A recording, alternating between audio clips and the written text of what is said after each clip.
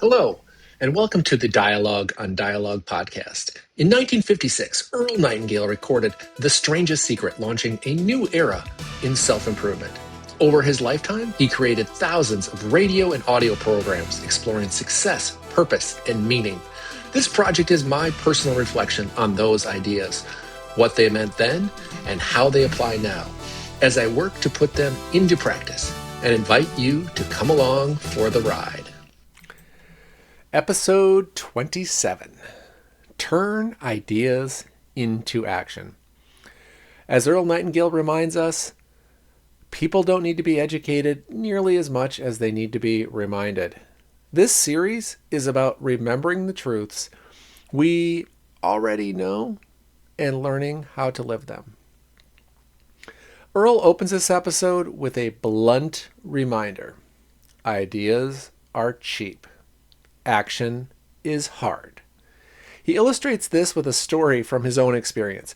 People would regularly write him and send him letters saying, "I've got a great idea," and say something like, "If you develop it and implement it and distribute it, I'll cut you in on the profits." Earl's point is obvious and devastating. Ideas matter, but until someone is willing to do the work of developing and implementing them, they don't amount to much. Really struck me. An idea only becomes real when you try to execute it, because it's only in doing the thing that you discover what needs to change. Reality forces revision. Action reveals flaws, constraints, and improvements that thinking alone never will. This leads to the second major idea of this episode: serendipity. Earl defines serendipity as the good things that happen to a person while taking a bold course of action. I love that definition, and it rings true in my own life. New opportunities, relationships, and ideas have almost never appeared while I was waiting or sitting around. They showed up when I was doing something, often something imperfect or uncomfortable or uncertain. And that got me thinking about our current moment. In an age of constant distraction, of screens in our hands and endless streams of content, are we experiencing less serendipity than we used to? How many opportunities don't appear because we're walking through life, staring at our devices, then going home and watching another episode of something? No great Netflix series is about people staring at their phones. Get out there. Be bold. Put yourself in motion. That's where serendipity lives. Earl then answers a question people ask endlessly. How do I become successful?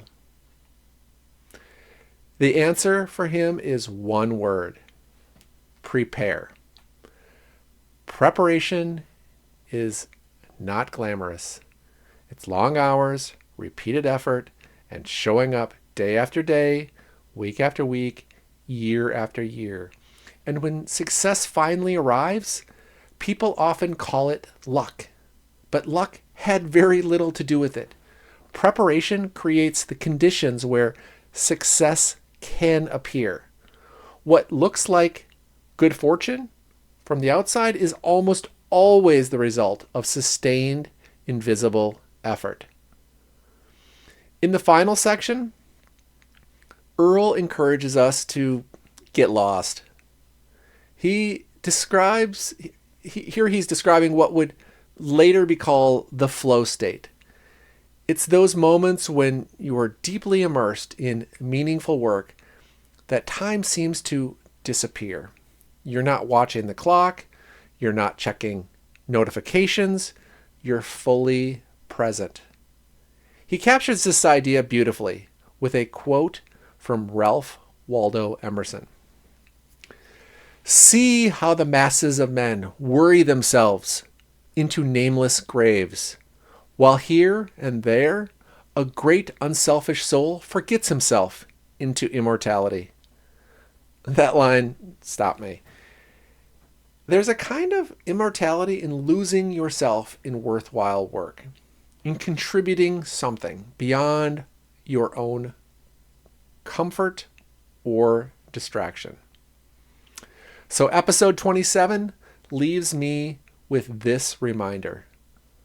Ideas need action to matter. Bold movement invites serendipity.